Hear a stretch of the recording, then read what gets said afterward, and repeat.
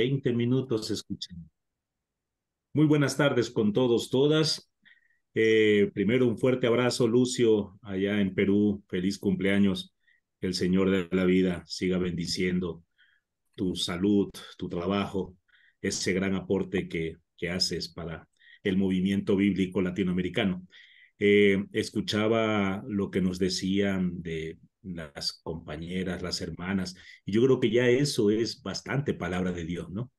El poder animarse, el acompañarse, eso ya es una palabra de Dios en este tiempo de Adviento, que a veces da gana de decir de quedémonos 2 horas, eso, compartiendo la vivencia, la vida diaria, pero bueno, hay un tema que trabajar. Estamos en el segundo domingo de Adviento ya, ¿eh? Nos vamos acercando a la fiesta del nacimiento de Jesús. Hay un villancico ecuatoriano que a mí toda la vida me ha encantado y siempre que llega esta época lo recuerdo.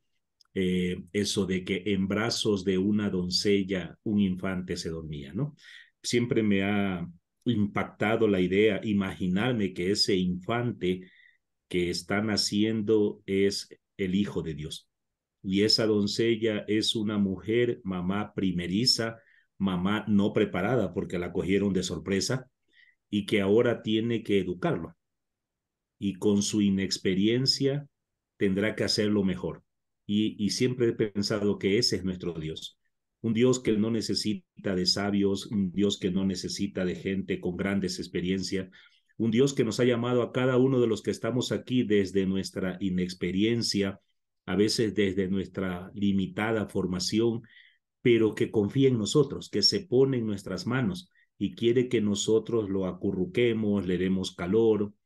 Ese es nuestro Dios y a eso nos estamos preparando, ¿sí? Entonces no es tanto la experiencia, no es tanto el saber, sino la disponibilidad para acercarlo a nuestra vida, la disponibilidad para abrir nuestro corazón y decirle, quédate con nosotros, aquí te cuidamos. Señor de la vida, aquí te cuidamos. Creo que esto sobrepasa muchas veces la misma experiencia de la fe. Y hoy en esta segunda semana se nos presenta el personaje de Juan Bautista, ¿no? Que también nos llama, quizás no tan suavemente como intentamos a veces hacerlo nosotros, sino con un discurso más fuerte, más radical, como debe ser el Evangelio. El Evangelio de Jesús no es un evangelio políticamente correcto, no es un evangelio de palabras dulces. El Evangelio de Jesús es como una espada de doble filo, como dice el Apocalipsis, que tiene que ser cortante, es un evangelio que tiene que cuestionarnos, que en algún momento nos llega hasta revolcar en nuestras propias creencias, nos hace dudar mucho de lo que creemos, pero eso es necesario, dudar en lo que se cree para abrirnos a la verdadera experiencia de un Dios que hoy está golpeando nuestra puerta porque quiere volver a nacer. Entonces vamos a concentrarnos, vamos a dividir esta corta reflexión como en dos momentos. En un primer momento trataremos de acercarnos a la figura de Juan Bautista, ¿no? Contextos un poco conocidos por todos, pero que son necesarios retomarlos y ojalá Dios nos ayude a poder verlo desde otras perspectivas de aquellas a las que estamos acostumbrados. Y en segundo momento vamos a hablar de su invitación a la conversión, al compromiso cristiano, tratando de preguntarnos qué es eso de convertirse hoy y comprometidos a qué hoy. Entonces, estén atentos porque como ya se ha hecho una costumbre, tendremos luego algún quiz de preguntas para quienes están atentos que expongan, ¿no? El objetivo es que hoy todos respondamos a todas las preguntas y que saquemos todos 100. A lo mejor nos ganamos una bolsita de caramelos en esta semana. Entonces, Juan el Bautista, vida y misión de un profeta. Muchos estudiosos dicen que Juan Bautista es como una especie de bisagra que une la antigua alianza con la nueva alianza, lo que nosotros llamamos el primer testamento con el segundo testamento. Y es una bisagra porque de alguna manera Juan Bautista es la síntesis de toda la historia que se ha desarrollado hasta ahora entre Yahvé y el pueblo de Israel y lo que va a arrancar a continuación, qué será la nueva alianza planteada por Jesús. Por eso nos vamos a centrar un poco en el Evangelio de Lucas, eh, que narra todo este evento en el capítulo 1, que hay que verlo necesariamente con el capítulo 2. El tiempo siempre será nuestro mayor enemigo en estas pequeñas charlas, pero yo les invito que lo que yo voy ahora a resumir, usted trate de al terminar esta noche, léalo, lea los dos capítulos, ¿no? Porque es interesante el paralelo que se forma. Lucas, en el capítulo 1, va a narrar una primera presencia del ángel Gabriel, un primer anuncio del ángel Gabriel, que no es a María, es a Zacarías. En el capítulo 2 volverá Gabriel para anunciar el nacimiento de Jesús a María. Entonces, les resumo, en el primer capítulo, en el primer anuncio, hay como algunas características que van a surgir. Primero, el anuncio es a un varón llamado Zacarías, que es un sacerdote que se encuentra en la ciudad de Jerusalén sirviendo en el templo. Se nos dice como característica que este Zacarías, a más de ser sacerdote, es anciano, casado con Isabel y por cuestiones de edad y parece ser por esterilidad de Isabel, no pueden tener hijos. Y el ángel les anuncia que van a ser papá y mamá de un niño que será Juan Bautista. La reacción propia de Zacarías es de incredulidad. No cree porque piensa que a su edad y por la condición de su esposa esto es imposible. Y por eso el ángel le dice, pues por no creer, te vas a quedar mudo hasta que nazca el niño. Entonces, resumo todo lo que he dicho. Zacarías, varón, sacerdote en el templo de Jerusalén, estéril, anciano, casado, incrédulo, mudo. 9 características aparecen con respecto a este Zacarías. E inmediatamente en el capítulo 2 el texto empieza diciendo 6 meses después. 6 meses después de qué? Pues del anuncio que Gabriel ha hecho a Zacarías. Es decir, que ya Isabel tiene 6 meses de embarazo, vuelve Gabriel, pero ahora todo será en paralelo. Al inicio se ha anunciado a un varón, ahora será a una mujer. No será Zacarías, sino María. Zacarías es sacerdote. María es una campesina, una mujer de pueblo. Zacarías está casado, pues María ya está comprometida con José, aunque todavía no viven juntos. Zacarías e Isabel son ancianos, pues María y José son un par de jóvenes que seguramente están soñando con algún rato consumar su matrimonio y tener cuantos hijos Dios quiera para bendecir su hogar. Zacarías está en Jerusalén y en el templo, pues María está en Nazaret y en su casa, que sería todo lo opuesto. Y mientras Zacarías es incrédulo, María cree, pero quiere mayor aclaración. A mí me encanta que esta María le va a decir al ángel cómo voy a ser mamá si yo todavía no estoy conviviendo con José. María todavía espera que llegue ese momento de la convivencia íntima con José para poder embarazarse y tener hijos. Y por eso le llama la atención. Cuando el ángel le explica que todo será por misterio del Espíritu Santo y el poder del Altísimo la va a cubrir con la sombra, María dice, no lo entiendo, pero yo soy una servidora del Señor y si Dios quiere hacer, pues que se cumpla según tu palabra.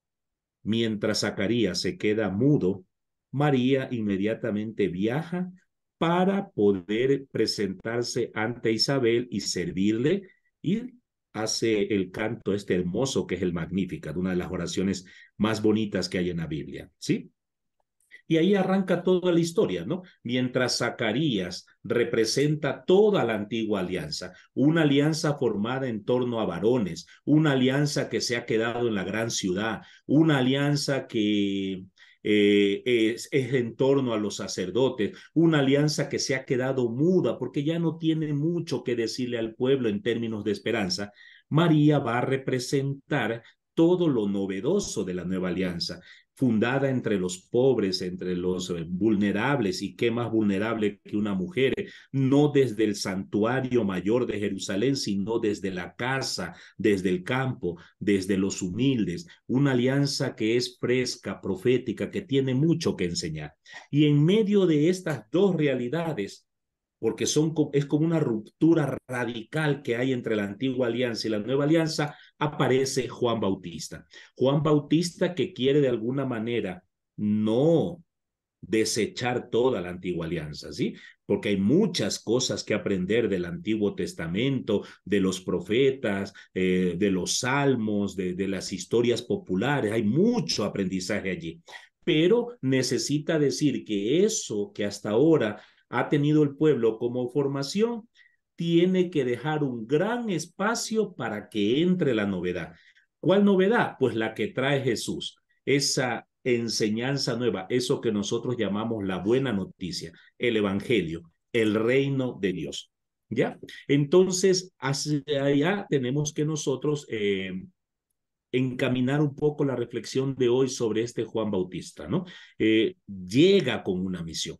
La misión que Dios le va a dar a Juan Bautista es la de demostrar que Dios no rechaza a su pueblo, solo que le exige, demanda de su pueblo una conversión.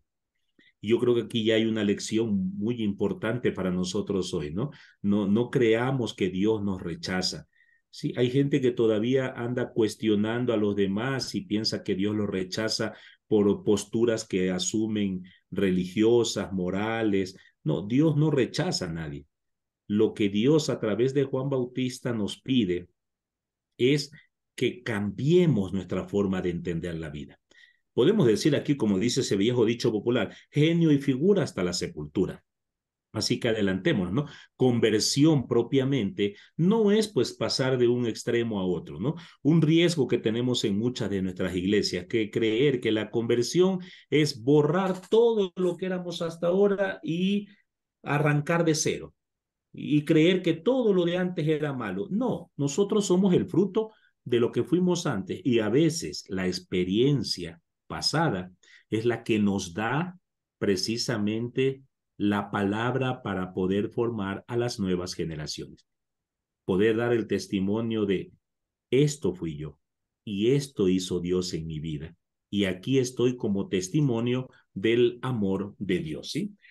¿Cuál es la tarea de Juan Bautista una vez que crece? Porque el texto bíblico después de esta experiencia, bueno, nos va a narrar el nacimiento de Juan Bautista, el nacimiento de Jesús, siempre en ese paralelo, y luego ya nos los pone en una etapa adulta, ¿no? Según Mateo, Juan Bautista inició su vida en el desierto, un poquito al norte de Jerusalén, confrontando a la gente por sus comportamientos, unos comportamientos que aparentemente la gente los había ya normalizado, era muy normal actuar de esa manera, y Juan empieza a cuestionar que mucho de eso que la gente pensaba que era normal, pues no es normal, que hay que cambiar un estilo de vida, ¿no?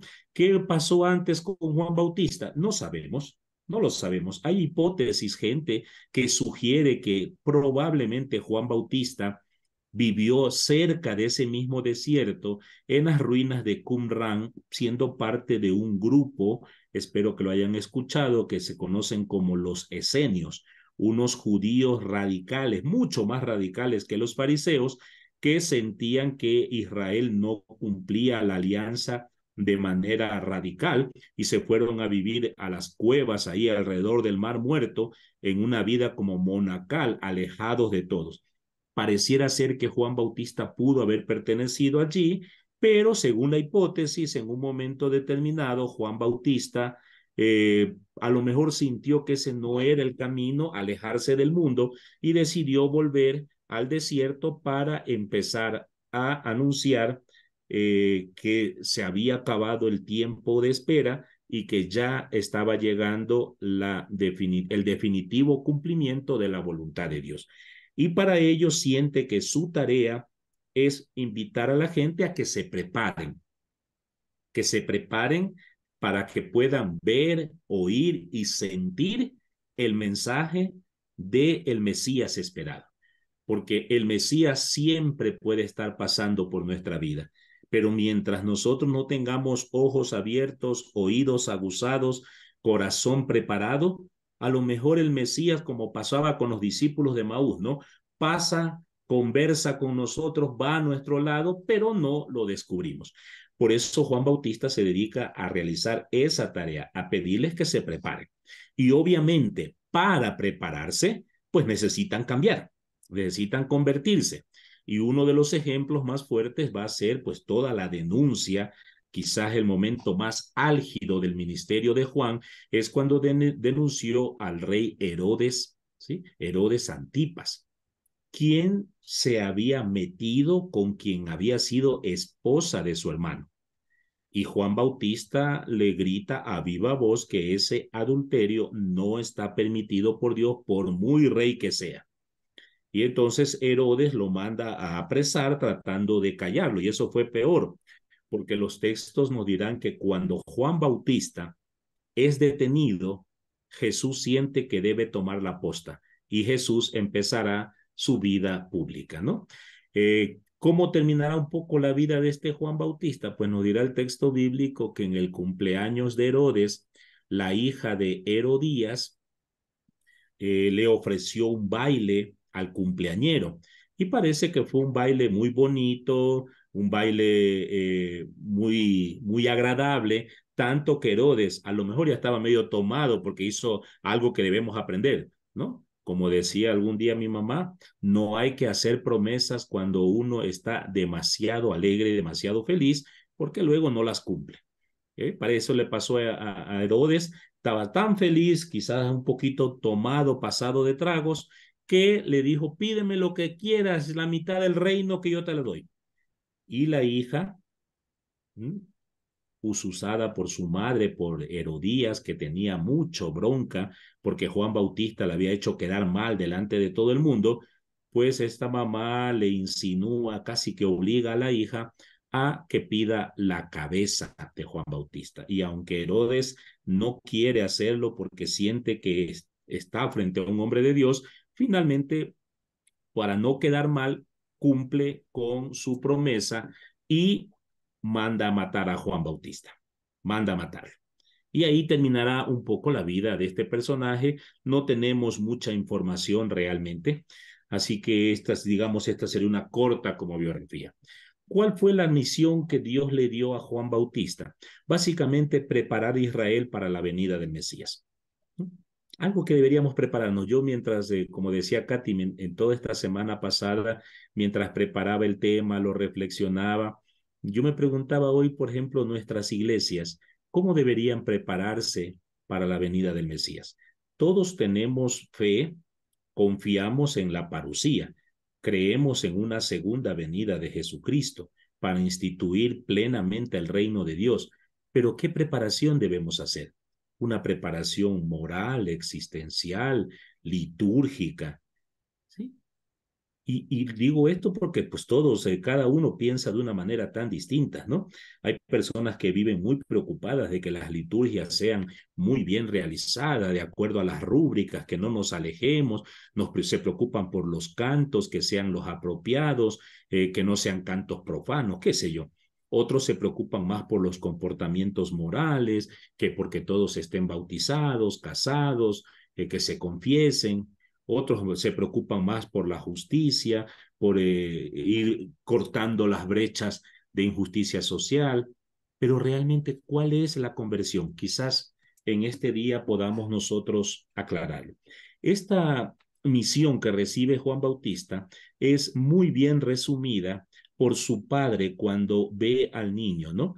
Leamos el texto de Lucas 1, capítulo 1, versículos 76 al 79. Tu niño serás profeta del Altísimo. Irás delante del Señor a preparar sus caminos. Por la entrañable misericordia de nuestro Dios, nos visitará el sol que nace de lo alto, para dar luz a los que viven en tinieblas, para guiar nuestros pasos por el camino de la paz. Y esa es la tarea que tiene Juan Bautista, ¿no? Veamos alguno. Primero, ser profeta. Ser profeta es anunciar. Ser profeta es asumir ese rol de acompañante, de hombro que se arrima sin caer a veces en la tentación del protagonismo, ¿no? Ser profeta es ir abriendo el camino. Yo creo que en nuestras iglesias tenemos que ir reconociendo, si leemos la historia, que han sido muchos los hermanos y hermanas que les tocó abrir camino. A nosotros nos tocó ya a veces unas trochas bien abiertas, unos senderos. Sin embargo, vamos viendo que surgen nuevas espinas, nuevos arbustos, nuevas piedras, y que tenemos que seguir limpiando el camino. Esta reflexión a mí me llevaba a pensar, yo decía, para mí es una reflexión muy personal, ¿no?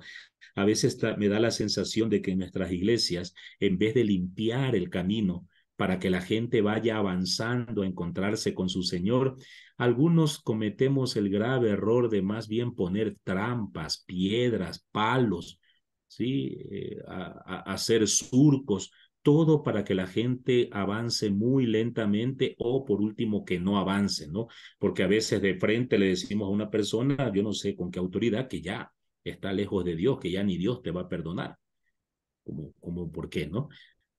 Por eso el texto nos dice, nos recuerda, por la entrañable misericordia de Dios, porque nosotros somos salvados, nosotros hemos sido invitados al banquete porque Dios es bueno, porque a Dios le da la santa voluntad de invitarnos y porque a Dios le dio la voluntad, el deseo, tomó la iniciativa de que el Hijo, el Verbo divino que habitaba con el Padre desde siempre, venga a este mundo para darnos luz a aquellos que seguimos a veces caminando en tinieblas, para indicarnos cuáles son los pasos que debemos dar para poder encontrar esa anhelada paz. Que como decía el Papa Juan Pablo II, paz no es ausencia de problemas. Paz es la serenidad del corazón para entender que hasta de un problema puede nacer una buena lección para ayudarnos a crecer. Características entonces de Juan, para ir resumiendo esta parte: fue escogido por Dios para una misión, nos invita a la conversión, es el profeta de la conversión.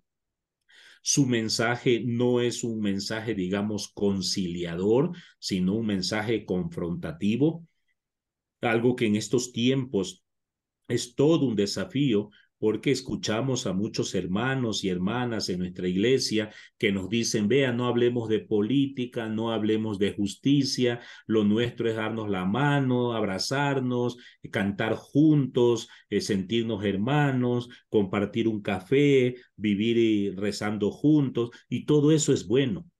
Pero no podemos callarnos frente a las injusticias que vemos cada día. ¿Sí? Si nos callamos, si por prudencia hacemos silencio, recordemos lo que dice el Señor Jesús: si ustedes se callan, hasta las piedras van a gritar. Porque mientras haya injusticia, mientras haya hermanos y hermanas a quienes se les vulneran los derechos, hoy que recordamos el Día Internacional, la Declaración de los Derechos Humanos, mientras haya personas que sigan siendo víctimas de la explotación, del rechazo, de la marginación, pues parte de nuestro mensaje como creyentes es levantar la voz y confrontar a aquellos que causan sufrimiento, dolor. Y por último, pues obviamente ese mensaje, para que sea válido, tiene que ser coherente. Y la coherencia viene por el estilo de vida, ¿no? En el caso de Juan, se nos va a presentar una imagen bastante inflexible, ¿no? Que vestía apenas con pieles de camello, que comía langostas. Y por si acaso no eran esas langostas de la costa, que ya quisiera yo tener una dieta con ellas. No, no, langostas son grillos, grillos, mariquitas, animalitos que se encuentran. Bueno, hoy no tenemos que llegar a ese nivel de vida, hay que entender y leerlo en contexto, pero sí un estilo de vida que sea bastante sobrio. Entender que lo necesario fue hecho por el Señor y con eso ya es más que suficiente. No caer a veces en esa trampa, en ese círculo vicioso de llenarnos de cosas y de más cosas y de creer que la verdadera felicidad está en las cosas materiales. Las cosas materiales son importantes, por supuesto, El dinero es importante, pero por supuesto, todos necesitamos tener dinero para poder tener para la comida, para la bebida, para los estudios, para la casa, para la salud, la ropa, el estudio y hasta para una vez al año poder irnos de paseo a algún lugar. Eso es justicia, ¿sí? Estamos hablando del verdadero pecado. Lo que rompe la austeridad de la vida no es tener lo básico para vivir.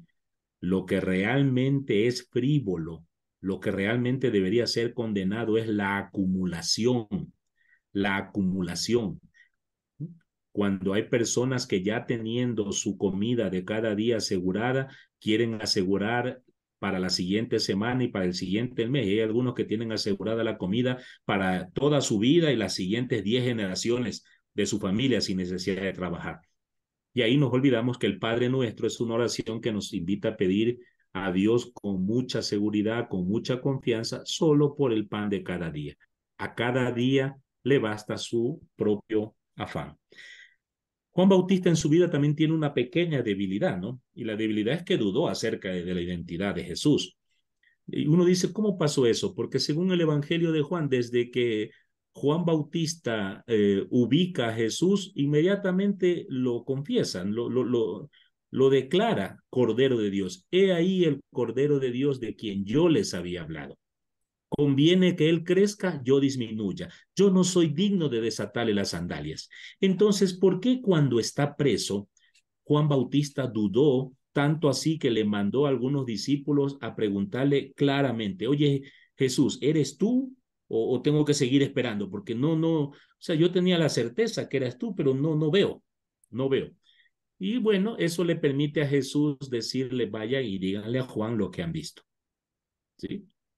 Ya los ciegos ven, los sordos oyen, los paralíticos caminan, los que eran maltratados han recuperado su dignidad, porque probablemente Juan Bautista esperaba que Jesús venga a radicalizar su mensaje, ese mensaje que decía que ya iba a venir el hacha nueva para cortar a todo lo que era seco, lo que no daba fruto y todo se iría al fuego, y a lo mejor Juan Bautista está esperando que Jesús encienda el fuego y empiece a quemar a todos, y Jesús con mucho cariño le manda a decir a Juan Bautista, sí, yo soy, pero yo no he venido a condenar el mundo, sino a salvarlo. El médico no viene para dar más enfermedades a los enfermos, viene para curarlos. Por eso el mensaje es, el reino de Dios arranca por la misericordia, por el amor al otro, por la acogida al otro, especialmente al otro que es distinto, al otro que es rechazado. Recuérdense que en tiempos de Jesús, un ciego, un sordo, un paralítico, un lunático, eran personas consideradas castigadas por Dios por haber pecado ellos o su familia. Y la gente decía que se lo tenían bien merecido porque Dios les estaba cobrando por sus pecados. Y la gente los rechazaba, se alejaba de ellos, procuraban ni siquiera mirarlos para que Dios se dé cuenta que nosotros también somos solidarios y creemos, Señor, que está bien que los haya castigado. Y les habrá sorprendido que Jesús se acerque, los abrace, dialogue con ellos, coma con ellos. Y siempre Jesús dirá cuando uno de ellos finalmente se entrega a Dios. Hoy en esta casa ha entrado la salvación. Entramos al tema ahora sí de la conversión y el bautismo, ¿no? El bautismo que Juan propone, el que realiza, es un bautizo que llama a volver visible como un gesto simbólico el arrepentimiento. Es decir, sumergirse en las aguas era una forma de reconocer que ciertamente soy pecador, que he cometido errores, que he estado caminando a ciegas, que mi vida puede haber sido en parte un ejercicio de opresión, de rechazo, de abuso de los demás. Y al sumergirme en las aguas, quiero reconocer que quiero cambiar mi vida.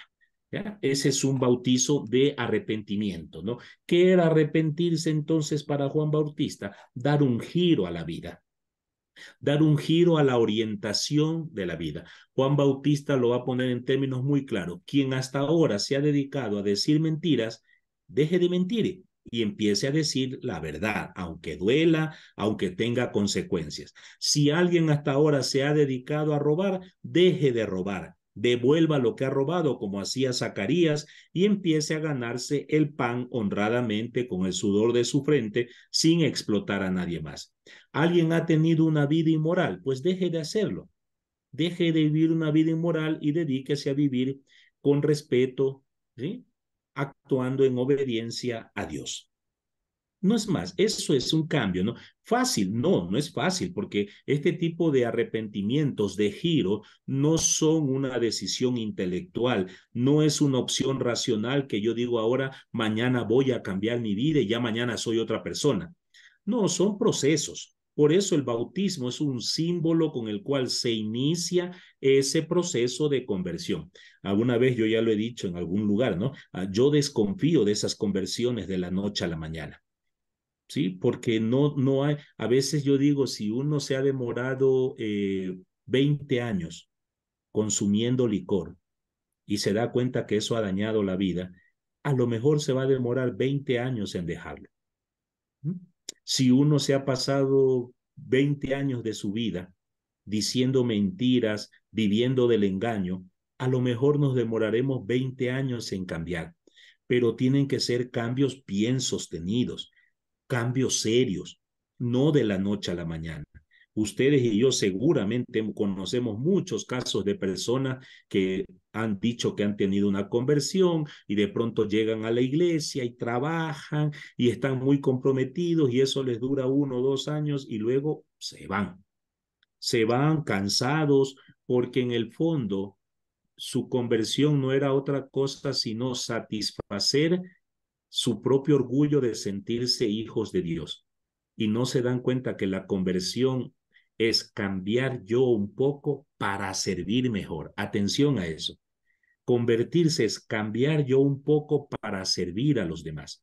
Si no sirvo a los demás, si creo que la conversión me tiene que llevar a alejarme del mundo, alejarme de la familia, alejarme de todo porque todo el mundo es pecador y yo ahora ya soy una criatura de Dios, entonces no vamos a progresar. El amor es la única riqueza que mientras más se reparte, más aumenta. ¿Sí?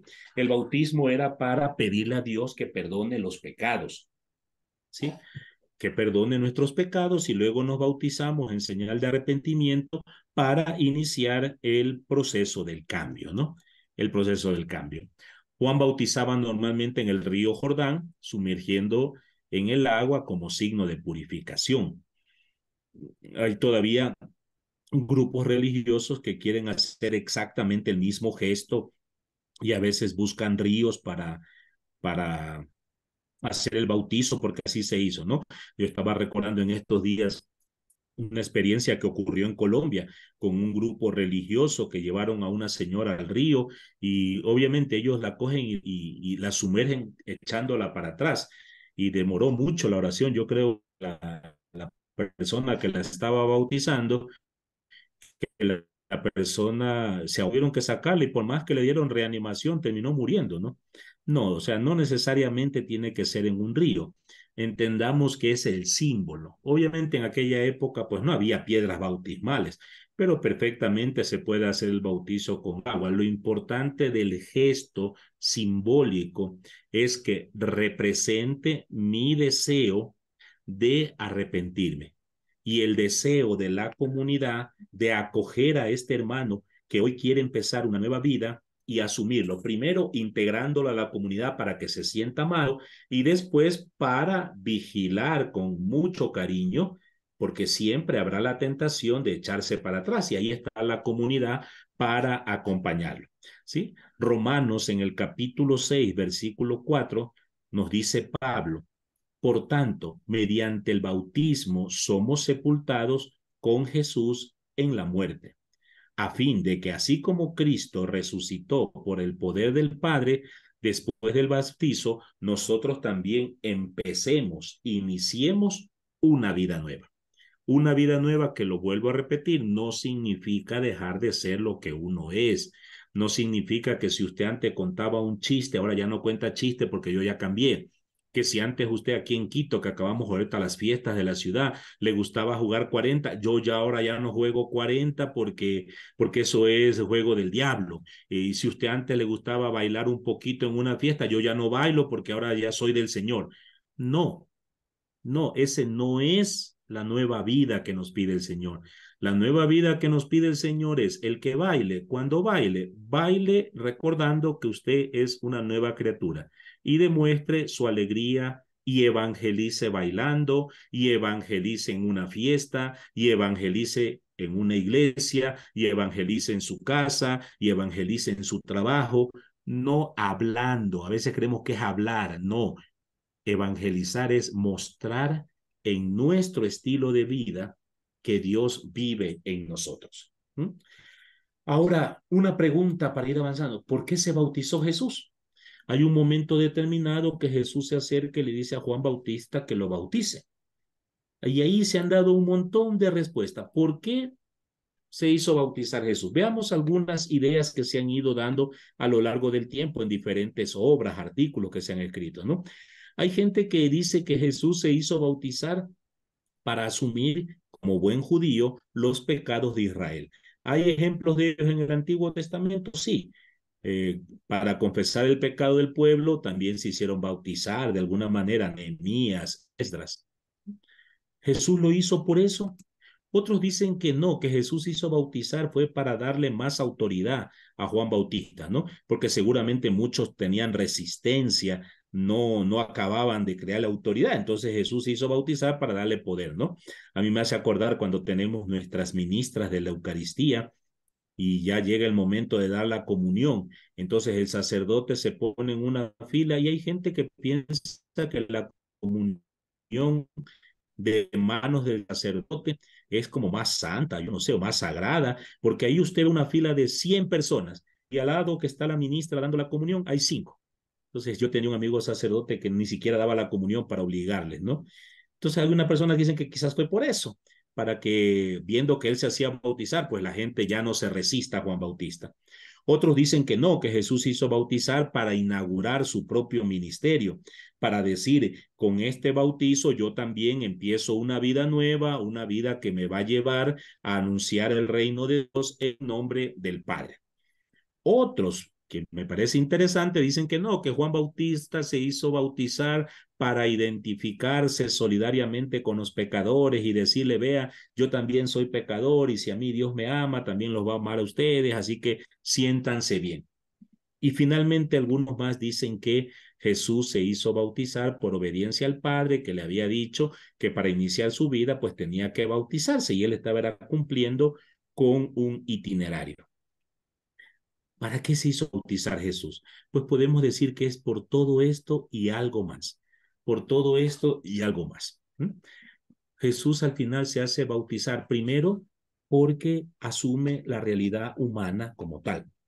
Todavía muchos de nosotros cuando pensamos en Jesús lo pensamos en términos del Hijo de Dios, porque algunos evangelios desde su experiencia ya de resurrección cuentan la vida de Jesús diciendo que Jesús lo sabía todo, que Jesús sabía que era el Hijo de Dios, que Jesús sabía que iba a resucitar, que Jesús sabía quién lo iba a engañar, cómo iba a morir, etcétera, etcétera, ¿no? Pero el Evangelio de Juan, en el prólogo, nos dice que él vino a este mundo, plantó su tienda y vivió, habitó como nosotros. Y Pablo en la carta a los filipenses en el himno dice que a pesar de que tenía una condición divina, no hizo alarde de ella, se despojó de ella y se hizo hombre como nosotros. Por lo tanto, todo lo que está aquí también es, ¿no? Jesús tuvo tentaciones. Por supuesto, los evangelios nos recuerdan que Jesús tuvo tentaciones. No estuvo exento de ello. Jesús se enojó, claro que se enojó. Y cuando se enoja, expulsa a los vendedores del templo con látigo. Jesús se resiente, claro que se resiente, cuando los leprosos que habían sido curados no son capaces de ser agradecidos. Jesús se cansa, por supuesto que se cansa y a ratos dice, ¿hasta cuándo tengo que estar con ustedes? Jesús ríe, Jesús llora, Jesús baila, Jesús va a fiesta. ¿Eh? No hablamos de conversión solamente de quienes son pecadores. Todos necesitamos conversión. Y cada cierto tiempo tenemos que detenernos, mirar cómo estamos caminando y tenemos que hacer ajustes a nuestra vida. Sí, ajustes. Todos necesitamos conversión hasta el último momento, hasta el último momento, ¿sí? Porque nunca estaremos exentos de una nueva tentación. Entonces, ¿por qué se bautizó Jesús? Queriéndolo resumir, podemos decir que a simple vista no pareciera que no tenía sentido, porque siempre hemos confesado que Jesús no tuvo ningún pecado, por lo tanto no tenía nada que arrepentirse.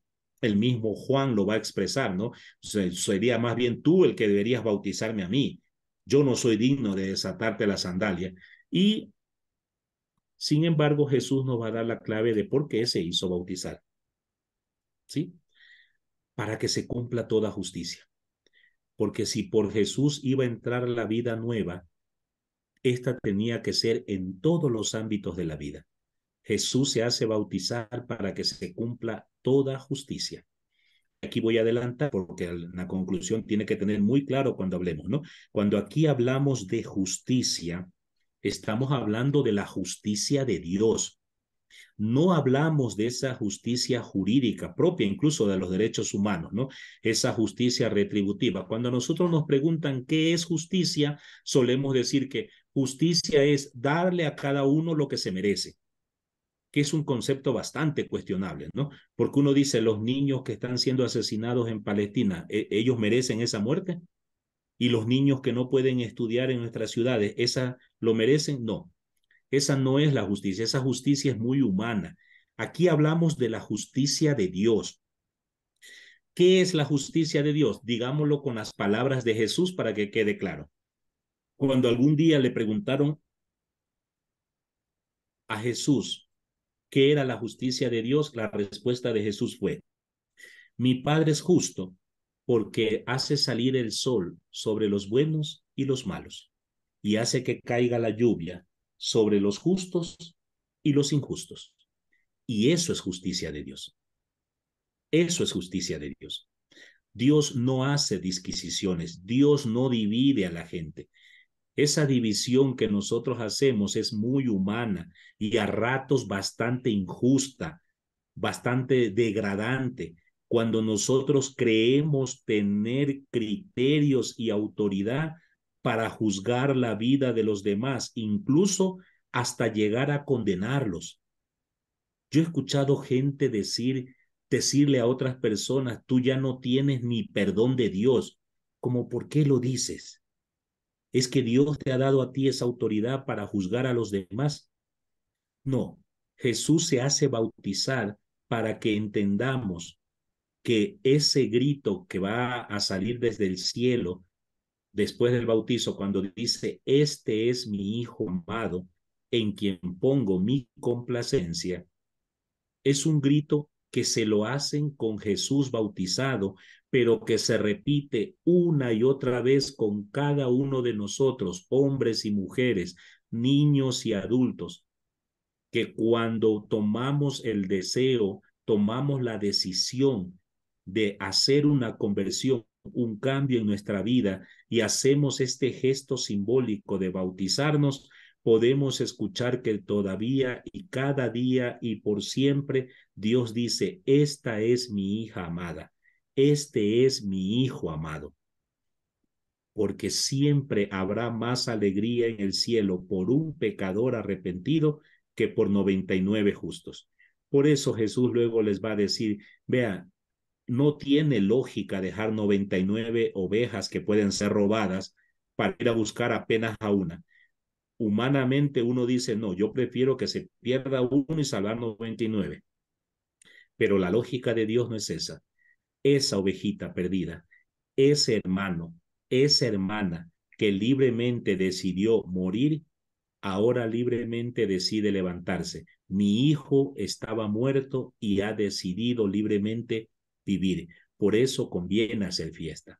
Entonces podemos decir, ¿por qué se bautizó Jesús? Se bautizó para que todos con ello tengamos la puerta abierta de que cada vez que tomamos libremente y con entereza la decisión de convertirnos, de cambiar de vida, de comprometernos con el reino de Dios, todos, igual que Jesús, escucharemos que Dios pone su complacencia, su bendición, su fortaleza para que avancemos en este camino, que no es de rosas, ¿no?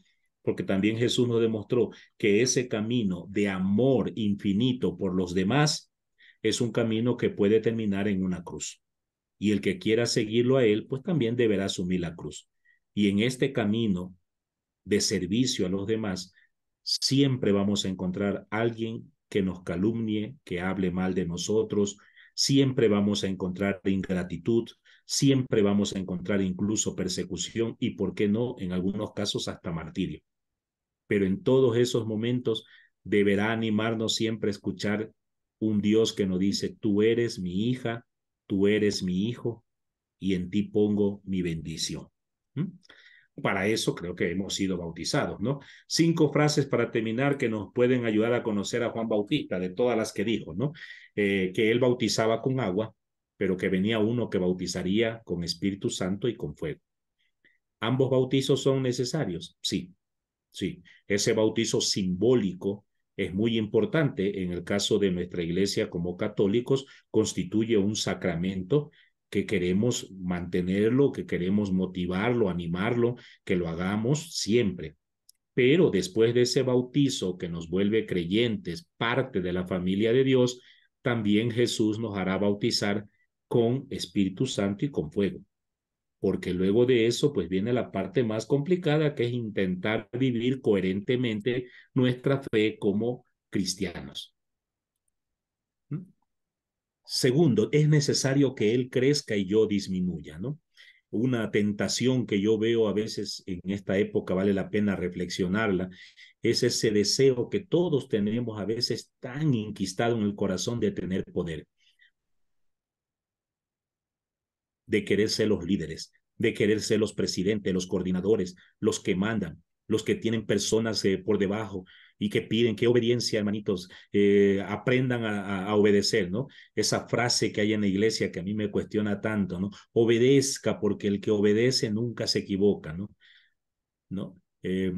Ojalá que algún día tengamos como políticas en la iglesia que todo el que sirvió una vez como coordinador, como líder, como presidente, como lo que sea, en el siguiente periodo sea el que sirve a los demás de otros cargos, ¿sí? Que no nos volvamos eternos. En nuestras iglesias a veces tenemos pastores, catequistas, coordinadores de grupos que se creen eternos y que creen que tienen toda la formación y la experiencia y que siempre los demás tendrán que obedecerlo. No, aquí el único que tiene que crecer es el Señor Jesucristo y su amor, no nosotros. Si al terminar un trabajo recibimos demasiado aplausos nosotros, quiere decir que no hemos vendido el reino de Dios, nos hemos vendido nosotros mismos. Yo alguna vez le decía eso a un párroco que se fue de su parroquia y toda la parroquia se vino abajo, todos los grupos se destruyeron y le echaban la culpa al nuevo párroco y yo decía, bueno, si el anterior párroco no fue capaz de enseñarles, motivarle a la comunidad que todos estamos aquí al servicio del reino de Dios como hermanos y hermanas en Jesús, entonces el párroco que se fue tendrá que hacer una seria evaluación, porque parece ser que se vendió él. La gente lo seguía a él. Y no se trata de seguir a un sacerdote, a un pastor, a una religiosa, a un catequista, a un coordinador. Se trata de seguir a Jesús. Arrepiéntanse que el reino de Dios está cerca. Y está tan cerca que no lo vemos. Aquí sí, como dice la metáfora, a veces vemos tantos árboles alrededor nuestro que no somos capaces de descubrir el bosque. ¿Mm? El reino de Dios está entre nosotros. El reino de Dios se visualiza en este mundo. Semillas de este reino de Dios, como dice el Concilio Vaticano II, están regadas por todos lados. Pero mientras nuestro corazón siga atado a cosas materiales, a cosas mundanas, pues nunca lo vamos a ver. A veces lloramos porque no tenemos agua y el agua está a nuestros pies, pero no somos capaces de verla. No somos capaces de verla. 4. También, como hemos dicho, Juan Bautista tiene frases muy fuertes, ¿no? Raza de víboras. ¿Cómo van a escapar de la ira que viene sobre ustedes? ¿Sí? Y cuando dice raza de víboras, se está refiriendo a estas personas que somos muchos, que a veces tenemos, como también Jesús utilizará una frase muy parecida, ¿no? Sepulcros blanqueados. Personas, porque una serpiente por fuerte es hermosa. Una víbora, los colores son bonitos, la cadencia con la que se mueve, pero llena de veneno. Los sepulcros a veces por fuera los pintamos, le ponemos fotitos, dibujos, pero por dentro son puros gusanos, ¿sí? Y quizás esa hipocresía es de la que tendremos que escapar. Y finalmente una confesión. He ahí el Cordero de Dios, el Cordero de Dios que quita el pecado del mundo. Volvamos un poquito sobre la conversión para ir cerrando. Nos dijimos que esta era la segunda parte que teníamos. Juan Bautista en Marcos capítulo 1, versículo 15, va a confesar en voz alta: el plazo señalado se ha cumplido. El reino de Dios está cerca. Vuélvanse a Dios y acepten con fe la buena noticia. ¿Sí? No es una novedad del todo, o sea, algo original, algo inédito. Por eso Juan Bautista dirá: vuelvan a Dios. ¿A cuál Dios?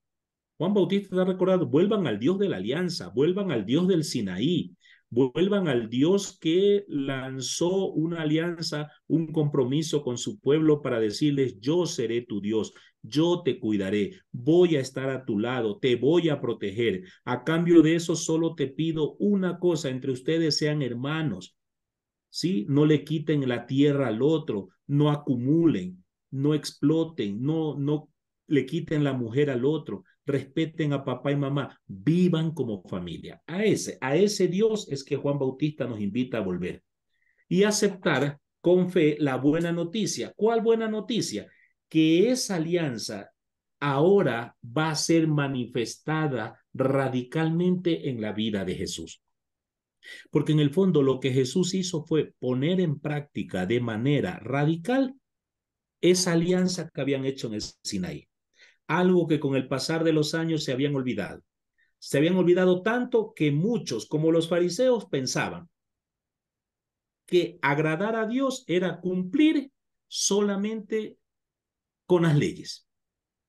Y los sacerdotes pensaban que agradar a Dios era llevar animalitos para ser sacrificados en el templo. Y otros pensaban que agradar a Dios era dar los diezmos, las ofrendas y nada más. Y Jesús viene para recordarle: agradar a Dios es acoger al hermano. Y si acoges solamente a tu hermano, al que quieres, no tienes mérito. Acoge a tu enemigo, acoge al que es distinto, acoge a aquel que rara vez lo descubres como un hermano. ¿Sí? ¿Qué consecuencias trae eso? ¿Eh? Pues el anuncio de la llegada del reino de Dios como una verdadera novedad, como una verdadera revolución a la que hay que acoger como una opción fundamental. ¿Mm?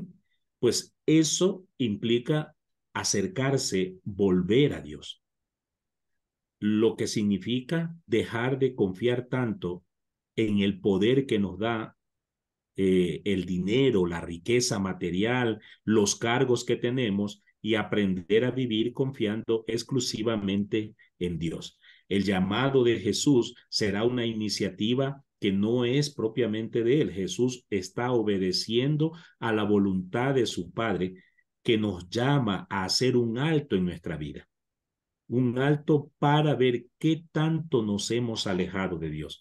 Porque esto es bien importante siempre destacarlo. No somos nosotros, perdón, no es Dios el que se aleja de nosotros. Somos nosotros quienes nos alejamos de él. Y como dice el Salmo 51, tomar libremente la decisión de volver a él. Como dirá Lucas 15, ¿no? Con el hijo pródigo, todo ese proceso. Reconozco mi culpa, ahora voy a levantarme, me voy a poner en camino, regresaré a la casa de mi padre y confesaré mi culpa y le diré: Padre, si por esto merezco un castigo, estoy dispuesto aceptarlo. Puedes tratarme si quieres como un esclavo. La gran novedad es que el padre le dirá, jamás serás un esclavo, jamás serás una esclava. Eres un hijo, eres una hija. Y cuando mi hijo, mi hija decide volver, lo único que cabe es hacer fiesta. Fiesta porque mi hijo, mi hija que estaba muerto, ha decidido volver a la vida. Es decir, la conversión implica, y esto suena medio curioso, ¿no? Finalmente, la conversión implica reconocer humildemente que Dios nos ama porque le da la gana.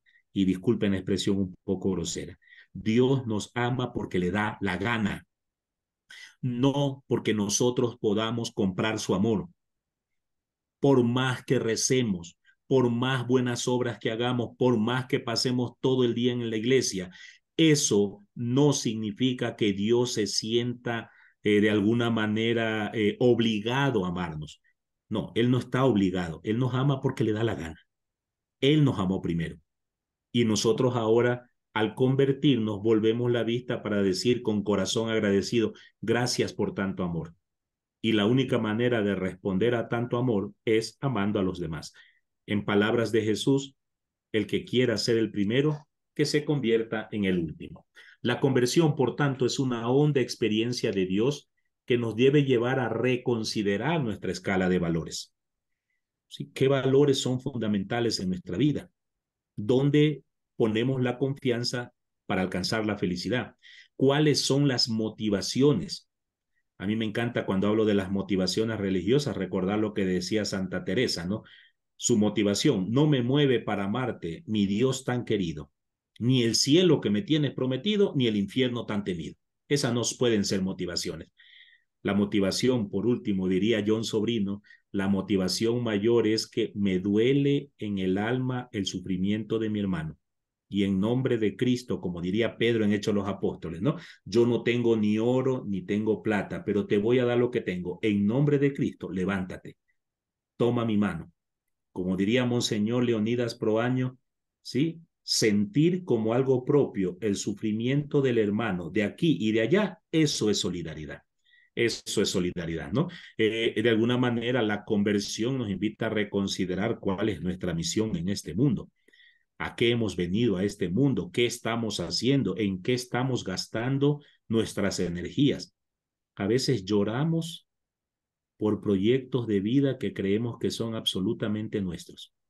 A veces lloramos porque creemos que nuestra misión es controlar la vida de esposos, esposas, hijos, ¿sí? Sin dar la libertad. Esa libertad que Jesús le da a Judas cuando le dice, lo que tienes que hacer, hazlo.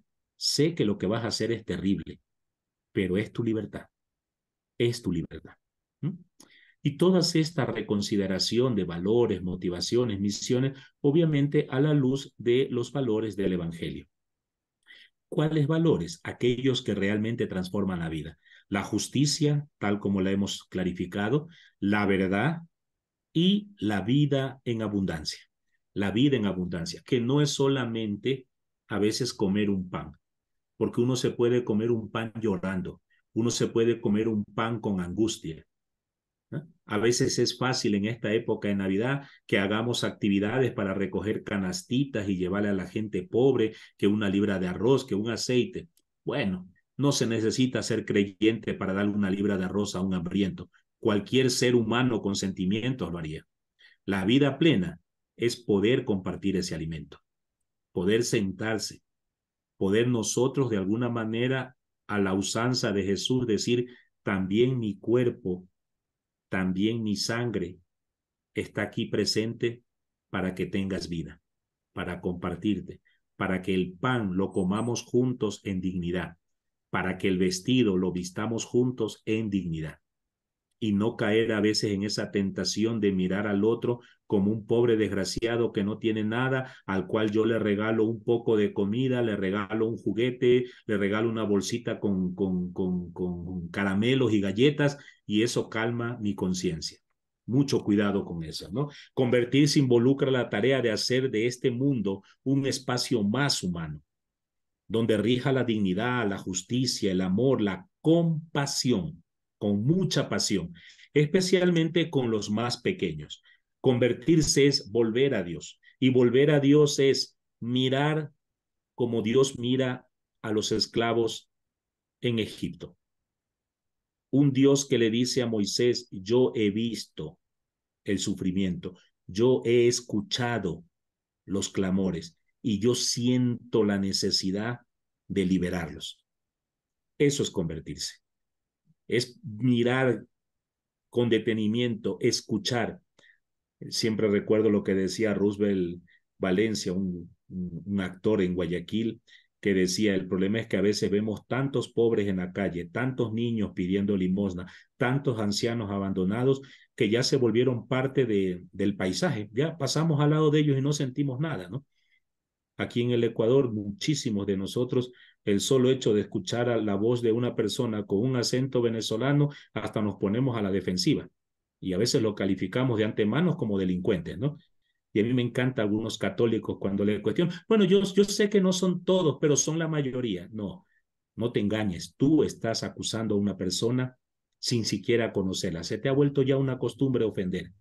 Los descartados de esta sociedad, porque los hermanos venezolanos, peruanos, colombianos que vienen a nuestro país, así como la cantidad de ecuatorianos que en estos años han migrado otra vez a Europa y Estados Unidos, son personas que son rechazadas, expulsadas por una sociedad de consumo que les hace creer que por no tener todos los bienes de consumo que se promueven en la televisión, no sirven. Una sociedad individualista que no se preocupa de los demás. Entonces, convertirse es acercarse, implicarse, tomar partido por los más pobres. La conversión finalmente es un proceso que dura toda la vida. Esto ya lo dije, ¿no? No hay una conversión puntual. Las conversiones se van dando en etapas, por etapas.